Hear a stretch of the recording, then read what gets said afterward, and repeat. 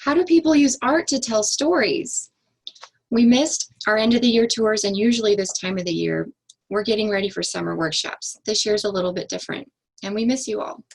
I'm Karen Garrity-Folk with the Nerman Museum of Contemporary Art at Johnson County Community College, and we are so glad to have this opportunity to reach out and share some insight with video features of a few of our artists talking about their work. Usually, the works of art for our 5th grade and older tours are narrative or portrait-based, and we look at the theme of transitions. All of our programs focus on developing cultural understanding, critical thinking, art appreciation, and visual literacy. And there are guided questions for looking and question prompts in addition to context and artist info at each tour stop. And the overarching questions we investigate include: what characters do we see? What places do we see? What traditions are the artists investigating? What symbols are evident that reflect the artist's heritage?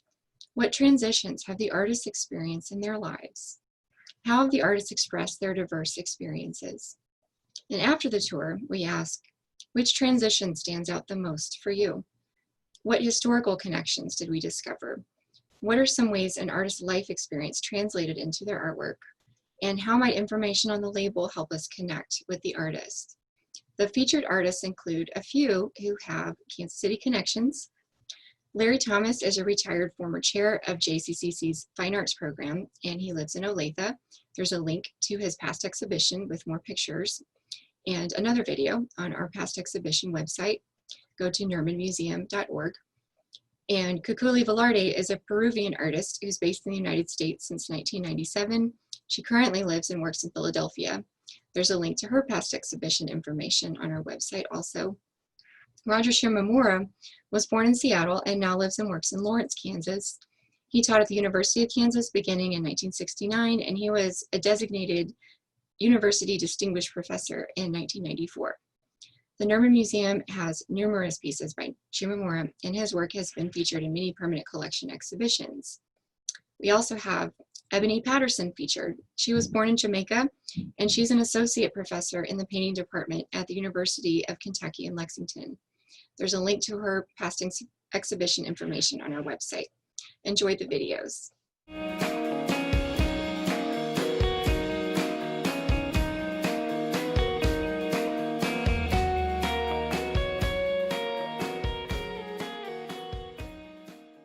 As I became more sensitive to immune systems, I began to think of other things like an army as an immune system for a country. Policemen and firemen are immune systems for a city. And you can take that metaphor on and on and on. So they almost become cross metaphors. The soldiers, the pills, the firemen, the police, all those things enter in as kind of repeating themes throughout the work. Also in this one, there's a lot of snakes, and I'm sort of afraid of snakes. I'm not crazy about snakes, and so I think that becomes sort of a metaphor of fear, so to speak. Those kinds of things that you really don't want to face, but you kind of have to.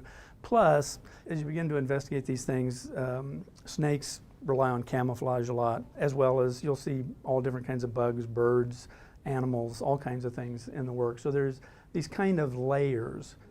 The printer that I have is a 24-inch wide printer. Well, this is considerably longer than that. So I work up the compositions, and I work them up fairly small on the computer, and then I blow them up. And then I print them on my printer, and I do a little collaging and moving around and that sort of stuff, and kind of piece it back together like a puzzle piece. I will cut out part of this so I don't use so much ink, and then I'll put it back together, because really if I tried to glue the whole thing on here, I would get bubbles in it. So it's kind of a technical issue. So a lot of this is actually digital print. The paper is collaged onto the canvas. It's not printed onto the canvas. But then I go back in and paint back into it. One moment you'll see really thick, gooey paint, and then the next minute it'll look kind of photographic, and then it'll be kind of photographic, or it may be really photographic. So that in itself is sort of a deception. It's like, what is going on here? It's a flipping of one's perception. Just like in any immune system, you're trying to figure out, or camouflage, you're trying to figure out fight or flight, what's safe, what's not, what am I looking at, is it good for me, is it bad for me? I usually develop these on the computer, and as a matter of fact, I've used the computer as a sketchbook for close to 30 or maybe not 40, about 30 years. because I could do it so fast. I could say, okay, well, what if this is red, but what if that's green, or what if it's blue, or what if it's whatever, and I can do that in seconds, which was the great advantage over a sketchbook. And I could move these things around. I could distort them. This is a figure that is also a repeated figure, but upside down here. But I really distorted him here with easily in Photoshop. And so this is sort of an interesting and weird kind of time we live in, because medical science, which is all about curiosity about the body and what we can do, what we do and what we can do, that there's this kind of curious, it's a great thing, but it's an awful thing, because where are we going to put all these people? If we're going at 7.5 billion people now, where are we going to be in another 60 years?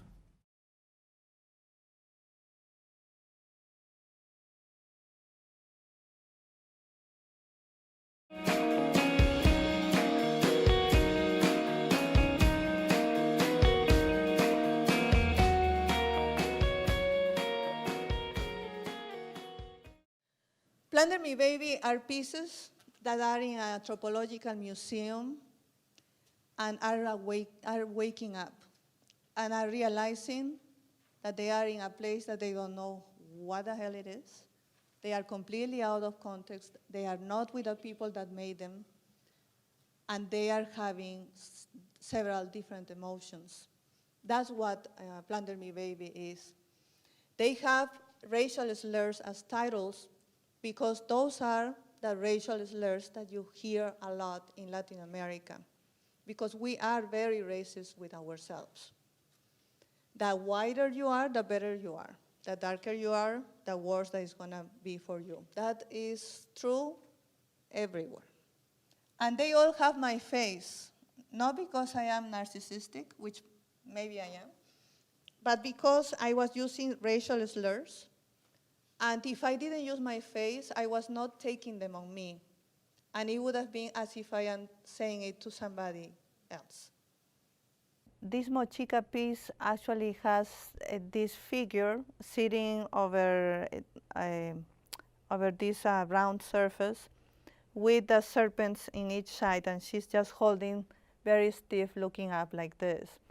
So when I was looking at the piece, I was thinking, if this piece would come alive, what would it do? And then I imagined that she was on a high shelf, and that all of a sudden she's waking up, and she's very upset from where she is, because she actually doesn't know where she is. She's confused, she's upset, and she, as you say, she's a very angry piece that is exerting so much of an effort that she's tearing her apart from the spout that is in the back. Their attitude at the end is, I don't give a dime anymore of, I know who you are, I know what you did, I'm not scared, what is your best, give your best shot. And that the pieces are defiant. At least that's what I hope they are.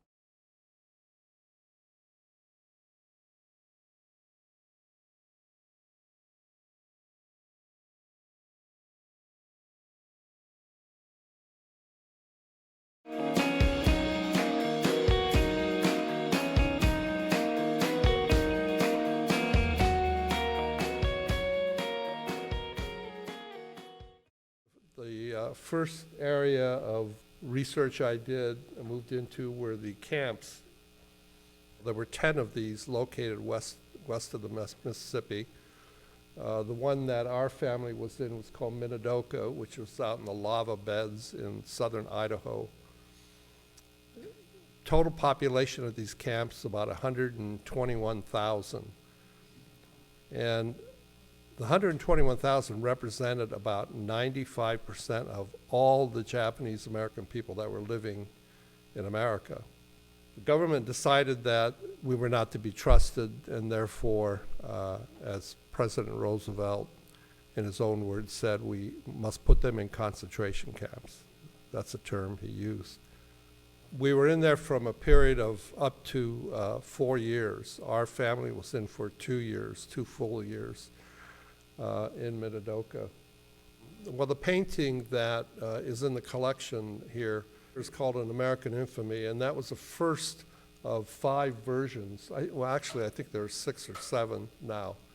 But it was an overview of the camps from the guard towers, and there were, not only barbed wire fence, but guard towers with machine guns, and the machine guns, contrary to what the government said, were pointed in at the internees, not the people outside.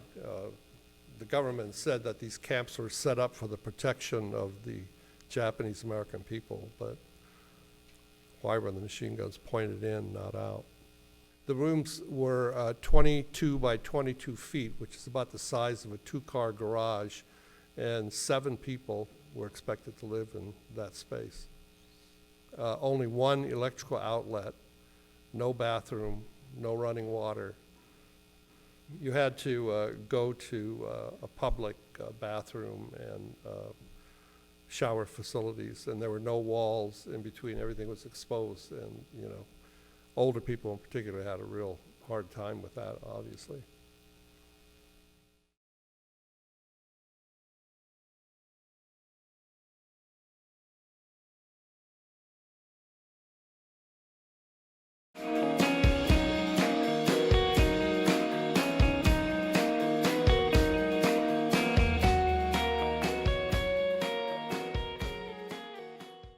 So with these images kind of started to happen during the same time I was working on those tapestries.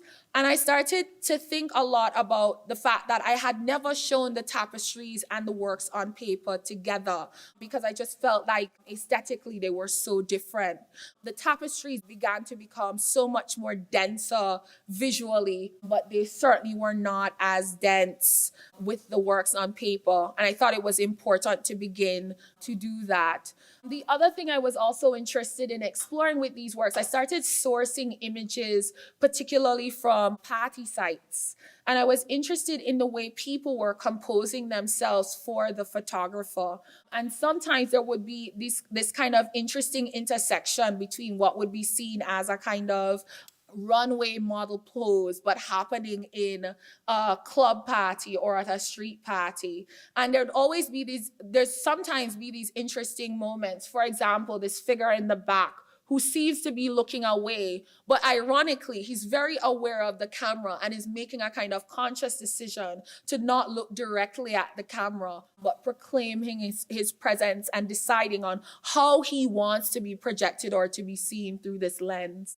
I always say to people that when I use glitter and I use these floral embellishments and all of this kind of prettiness, it's a kind of bee to flower effort, So the bee is attracted to this beautiful thing, but one has to be willing to comb the layers away to get back or to get into what is beyond these layers.